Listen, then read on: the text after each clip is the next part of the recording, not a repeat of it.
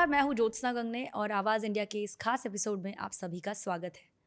आवाज़ इंडिया आज पहुंचा है घाटकोपर पश्चिम विधानसभा क्षेत्र में, जहां हम राज ठाकरे के महाराष्ट्र नवनिर्माण सेना के घाटकोपर पश्चिम विधानसभा के प्रत्याशी गणेश चुक्कल इनसे बात करेंगे। सर, बहुत बहुत स्वागत है आपका आवाज़ इंडिया में। आपको यकीन था कि टिकट आपको ही मिलेगा? हाँ, यकीन तो था। गए 5 साल से लोगों में जा रहा था, काम कर रहा था। 2019 में भी साहब ने मुझे अपॉर्च्युनिटी दी थी और 5 साल काम करने के बाद ये तो पता था कि साहब फिर से अपॉर्च्युनिटी देंगे लोगों का काम करने के लिए। सर, ये सवाल इसीलिए भी ज़रूरी था क्योंकि मन से महायुति का हिस्सा बनेगी कि नहीं बनेगी, इस पर बहुत सवाल हुए थे। ऐसे में आपका पहली ही लिस्ट में, मनसे की पहली लिस्ट में आपका नाम था। क्या इसके पीछे वजह थी? क्या गणेश चुक्कल खुद लोगों के साथ इतने जुड़े हुए थे कि यहाँ पे मनसे को दूसरा कैंडिडेट मिलना भी मुश्किल था? नहीं, नहीं, इसकी वजह ये थी, गए 5 साल में बहुत जो यहाँ घाटकोपर की जो समस्या है और बहुत सारे उपक्रम के माध्यम से हम लोगों में जा रहे थे और यहाँ पे पार्टी को भी पता था कि यहाँ फाइट हो सकती है, अपना कैंडिडेट जीत सकता है। तो उन्होंने तय किया था यहाँ पे मनसे का कैंडिडेट लड़ेगा करके। सर, 2019 में भी आपने चुनाव लड़ा था। तब का चुनाव और अभी होने वाले चुनाव में क्या अंतर दिखाई दे रहा है आपको? में अंतर ये चुनाव का ऐसा है कि गए 15 साल से यहाँ पे लोग विधायक चुन के दे रहे हैं। लेकिन यहाँ की जो जनसामान्य लोगों की जो समस्या है, जो बेसिक एमिनिटीज़ जो वर्क है वो हुए नहीं है। ऐसा दिखाने वाला कोई काम यहाँ पे हुआ नहीं है। ये आमदार कह नहीं सकता मैंने ये काम किया है। और दूसरा जो गए गए बार शिवसेना के मतलब खड़े होके जो उम्मीदवार ने जो वोट लिए थे, वो गए 4.5 साल गायब थे। अभी फॉर्म भरते टाइम वो आए।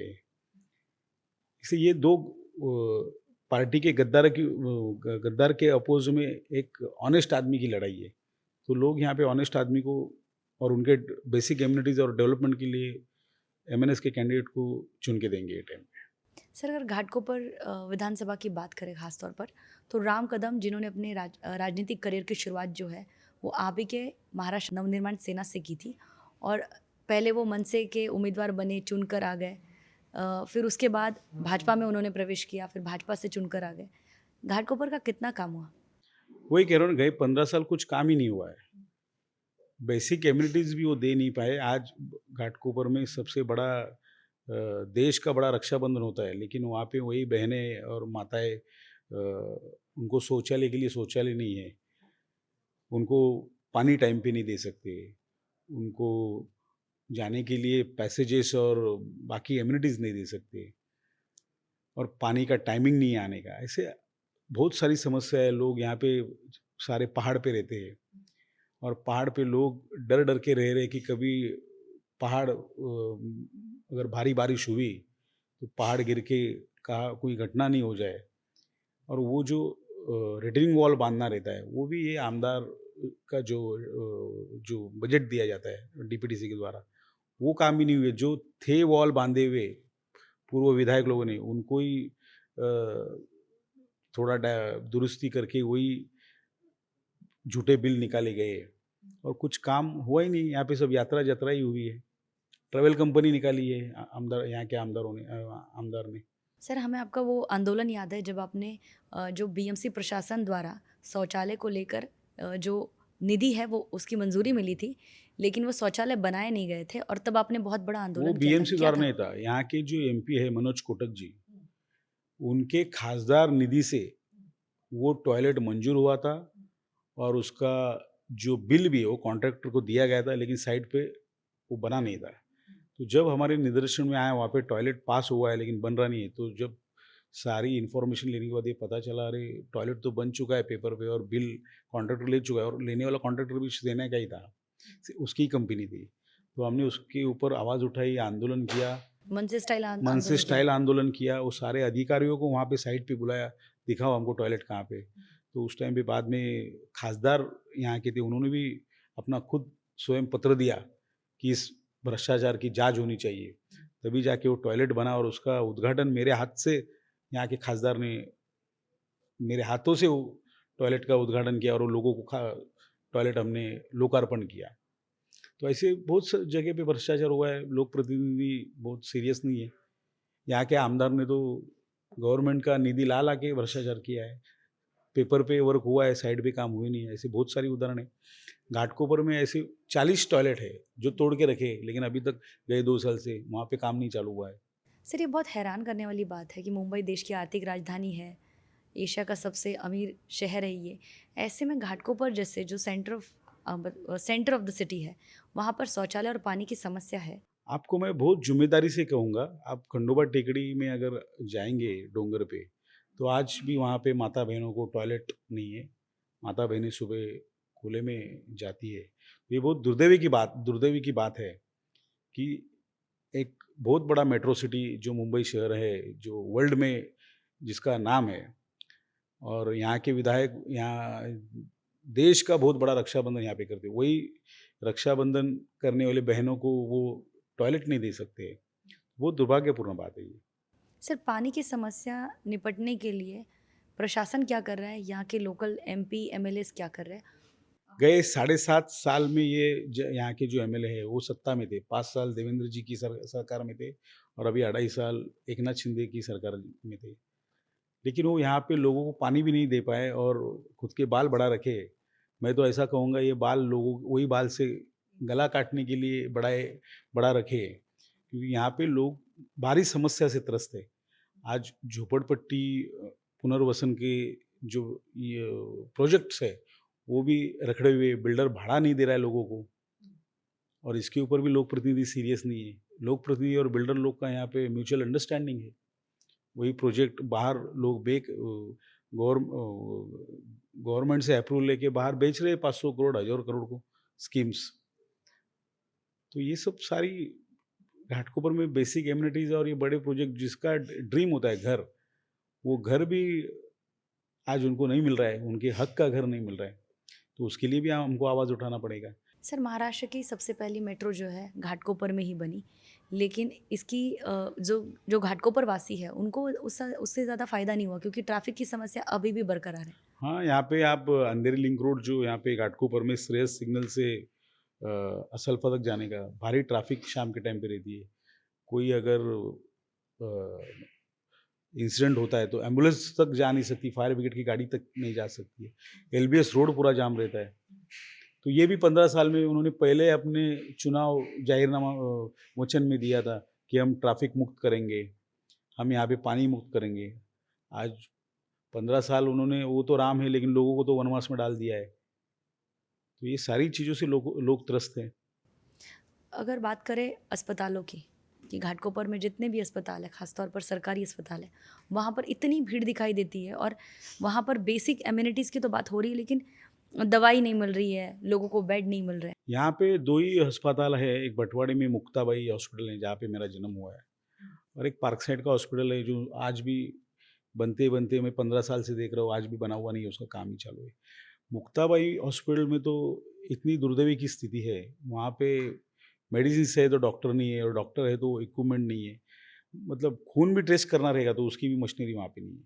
अभी एक 15 दिन पहले ही मेरा एक दोस्त है, उसकी जो हमारी भगिनी है, मतलब महिला है, वहाँ पे वो प्रेगनेंसी के लिए गई थी, तो उसको टाइम पे जो ट्रीटमेंट मिलना था वो नहीं मिला करके उनका नवजात बालक वहाँ पे गुजर गया। तो बहुत दुर्भाग्यपूर्ण बात है ये। ऐसे कई इंसिडेंट हुए, गए 15 साल में ऐसे बहुत इंसिडेंट हुए, लेकिन वहाँ पे कोई सुविधा नहीं हो रही है। अगर घाटकोपर में देखा जाए तो दही हंडी उत्सव भी बहुत ज़ोर शोर से मनाया जाता है, स्पोर्ट्स बहुत यहाँ पर इवेंट होते हैं। ऐसे में घाटकोपर में ग्राउंड की क्या स्थिति है? कितने बच्चों ग्राउंड को में खेलने? यहाँ पे मैं आपको किस्सा ज़रूर कहूँगा। एक भाजपा के यहाँ पे एक नगर सेवक है, मानिकलाल मैदान, ये खेल के लिए आरक्षित मैदान है। वहाँ पे वो अपने नगर सेवक फंड से कोई ऑफिस बना के कब्जा करना चाहते थे। वो टाइम पे घाटकोपर की सारी राजनीतिक पार्टी ने, वहाँ के एक यंग स्पोर्ट्स के मंडल है, उनको वो मैदान बचाने के लिए किसी ने सहयोग नहीं दिया।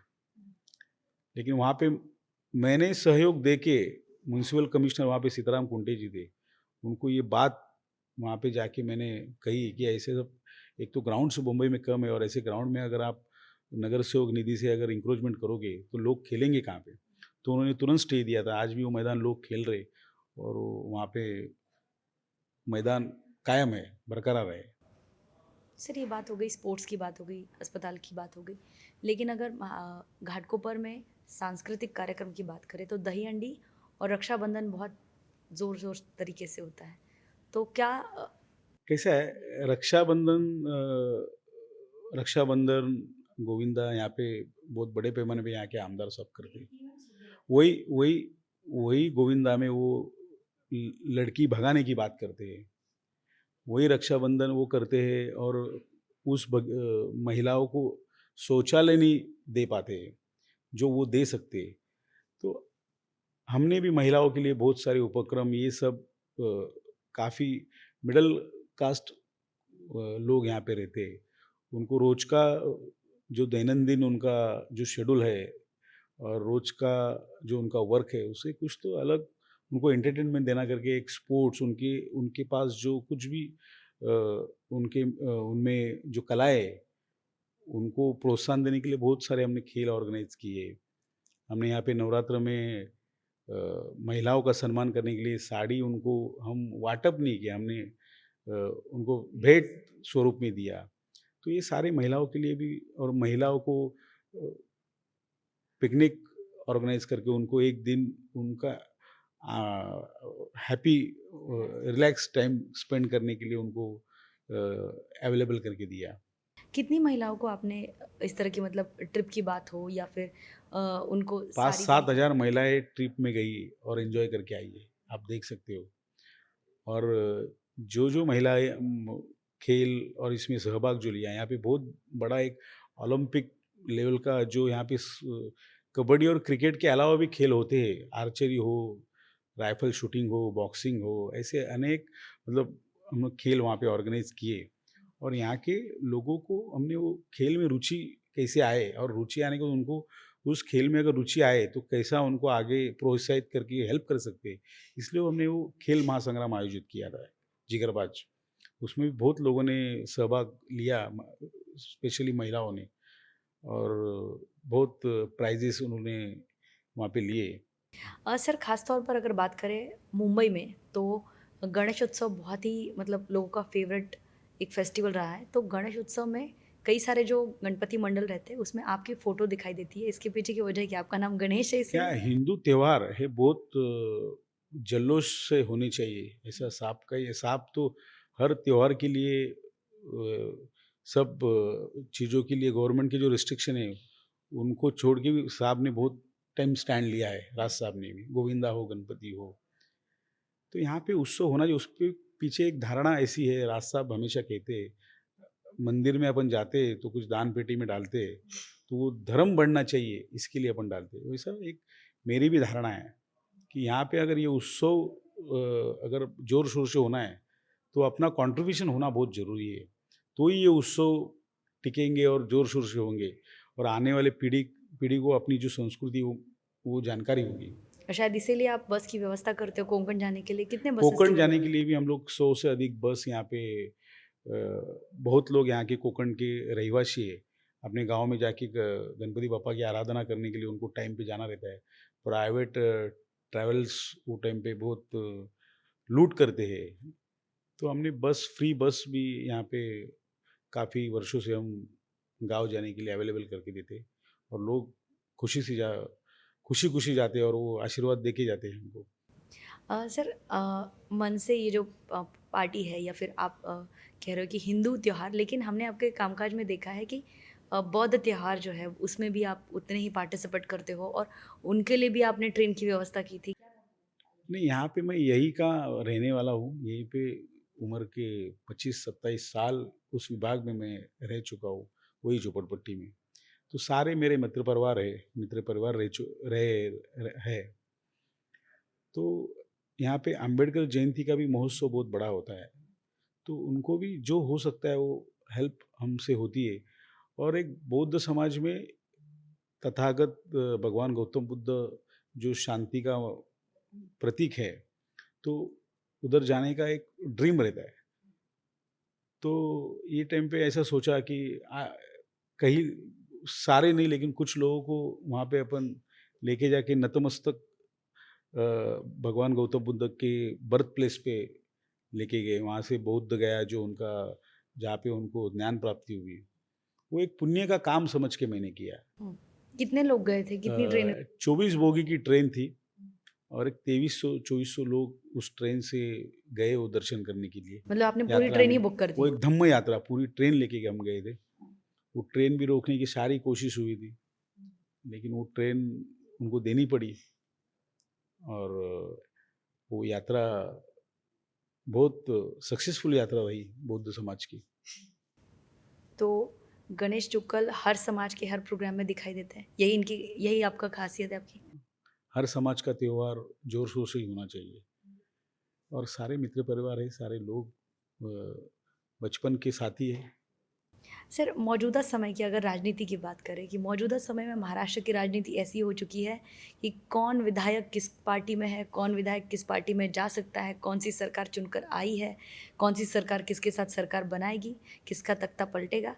ऐसे में आपकी लड़ाई जो है, आपके सामने 2 ऐसे उम्मीदवार हैं, जिनके राजनीतिक करियर की शुरुआत मनसे से हुई थी, लेकिन आज वो भाजपा के टिकट से है, कोई शिवसेना ठाकरे टिकट से है और आप जो हो पिछले कई सालों से शुरुआत ही से आप राज ठाकरे जी के साथ हो। सत्ता और पैसे के लोभ में ये जो महाराष्ट्र की जो राजनीति चल रही है और यहाँ भी यहाँ के विधायक मनसे से एमएलए हुए, फिर यहाँ पे मनसे से गद्दारी करके बीजेपी में गए। यहाँ के जो अभी जो कैंडिडेट है उभाटा के, वो भी मनसे से काउंसलर चुन के आए और बाद में ऐसी स्थिति में जब राज ठाकरे साहब फैमिली कुछ इशू में व्यस्त थे और वही टाइम पे साहब से गद्दारी करके उभाटा में गए, कुछ खोके लेके, तो ये सत्ता और पैसे के लोभ में गए। सब कुछ सत्ता और पैसा यही नहीं है ना, कुछ संबंध भी बहुत मायने रखती है। आज कुछ भी हमारे ऊपर प्रसंग आता है, तो राज ठाकरे साहब उसके आगे खड़े रहते हैं।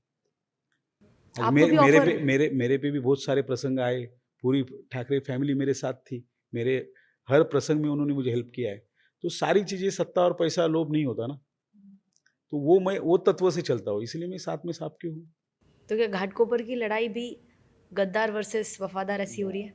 दोनों गद्दार वर्सेस, ये लोगों ने कहा है कि 2 गद्दार वर्सेस 1 वफ़ादार की लड़ाई है ये, और लोग वफ़ादार को चुन के देंगे। घाटकोपर में जो है ख़ास तौर पर लोकसभा 2024 में ही हमें देखने को मिल रहा है कि घाटकोपर के जो वोटर्स हैं, वो भाजपा से नाराज़ है क्योंकि संजय दीना पाटिल जो महाविकास आघाड़ी के उम्मीदवार थे, वो यहाँ से सांसद बने। यहाँ का जितना भी लीडिंग जो भाजपा के या महायुति के जितने भी वोटर्स थे, वो नाराज़ नज़र आए लोकसभा में ही। यहाँ पे मोदी जी की भी रैली हुई थी घाटकोपर में, मुंबई में ये लोकसभा में मोदी जी की भी रैली हुई थी, तो भी यहाँ से बीजेपी के कैंडिडेट को हारना पड़ा। लोग बीजेपी से नाराज़ नहीं है, लोग यहाँ के विधायक से नाराज़ है, इसलिए यहाँ पे जो मार्जिन है वो घटा।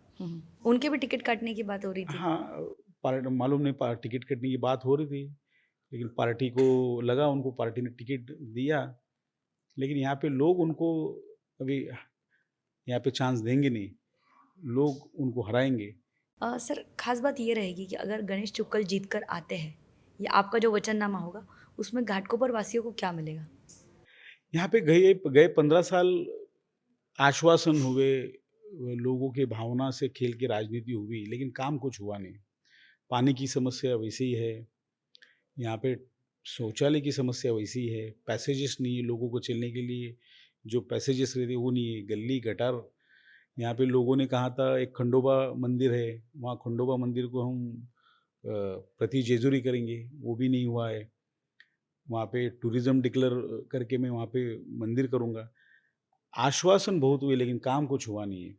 तो पहले तो मेरा प्रयास रहेगा कि पानी की जो समस्या है और जो बेसिक एमिनिटीज़, टॉयलेट्स और जो पैसेजेस की जो सुविधा है यहाँ के अपने सारे लोगों के लिए, और जो शासकीय जो योजना है झोपड़पट्टी एसआरए की, बहुत सारे प्रोजेक्ट रखे हुए हैं और लोग ट्रांजिश काम में बहुत बुरी तरह से वहाँ पे अपना दैनंदिन जीवन जी रहे हैं और डेवलपर से उनको भाड़ा तक दिया नहीं जा रहा है, कुछ लोगों ने जिन्होंने अपना घर तोड़ दिया।